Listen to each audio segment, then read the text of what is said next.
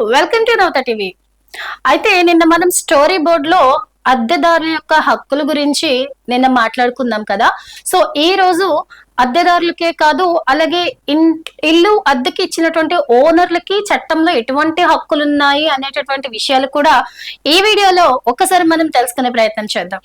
భారతదేశంలో చట్ట ప్రకారం ఓనర్ కి హక్కులు ఉంటాయి, అద్దెదారుడికి హక్కులుంటాయి. కానీ ఒక్కసారి ఇల్లు అద్దెకిచ్చాక ఓనర్ ఇష్టం వచ్చినట్లు చేయలేడు. అద్దెదారుడికి కూడా చట్టపరమైనటువంటి రక్షణ ఉంటుంది. ఇద్దరికి కూడా వేర్వేరు హక్కులు బాధ్యతలు ఉంటాయి. అయితే ఇంటి ఓనర్ హక్కులు గనక మనం చూసుకున్నట్లయితే ప్రతి నెల అద్దె సమయానికి తీసుకునే హక్కు ఉంటుంది. అలాగే ఇంటిని మంచి స్థితిలో ఉంచాలని అడిగే హక్కు కూడా ఉంటుంది. నీట్నెస్ గా ఉంచాలనే హక్కు కూడా, మీరు ఇట్లా పెట్టుకోవద్దు అని చెప్పి అంటే నీట్ గా ఉంచుకునేటటువంటి హక్కు ఏదైతే ఉందో అది కూడా వాళ్ళకి ప్రశ్నించే హక్కు ఉంటుంది ఇంటి ఓనర్ కాబట్టి. అలాగే ఒప్పందం ముగిసిన తర్వాత ఇల్లు ఖాళీ చేయమని చెప్పే హక్కు కూడా ఉంటుంది. ఇంకా అద్దెదారుడు ఇంటిని డ్యామేజ్ చేస్తే పరిహారం అడిగే హక్కు కూడా ఇంటి ఓనర్ కి ఉంటుంది. అయితే ముందుగా నోటీస్ ఇచ్చి ఇంటిని చూడటానికి వచ్చే హక్కు ఉంటుంది. ఇంకా అద్దె పెంపు చేయవచ్చు, కానీ చట్టబద్ధమైనటువంటి నోటీసు ఇవ్వాలి.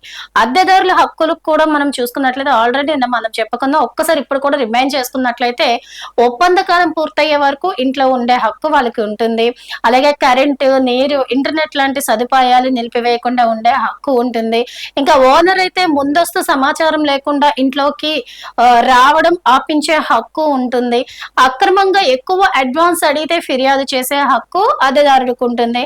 ఇంకా అన్యాయంగా అద్దె పెంచితే ఎదిరించే హక్కు కూడా ఉంటుంది. కోర్టు లేదా ట్రిబ్యునల్ కి వెళ్లే హక్కు కూడా వీళ్ళకి ఉంటుంది. అయితే ఓనరు చేయకూడదు ఏంటంటే అర్ధరాత్రి వచ్చి తలుపులు కొట్టడం, బలవంతంగా ఇంటిని ఖాళీ చేయించడం, కరెంట్ లేదా నీళ్లు కట్ చేయడం, డిపాజిట్ డబ్బులు తిరిగి ఇవ్వకుండా వేధించడం, ఇక నోటీస్ లేకుండా అద్దె పెంచడం ఓనర్ చేయకూడదు. అయితే అద్దెదారుడు చేయకూడదు ఏంటి?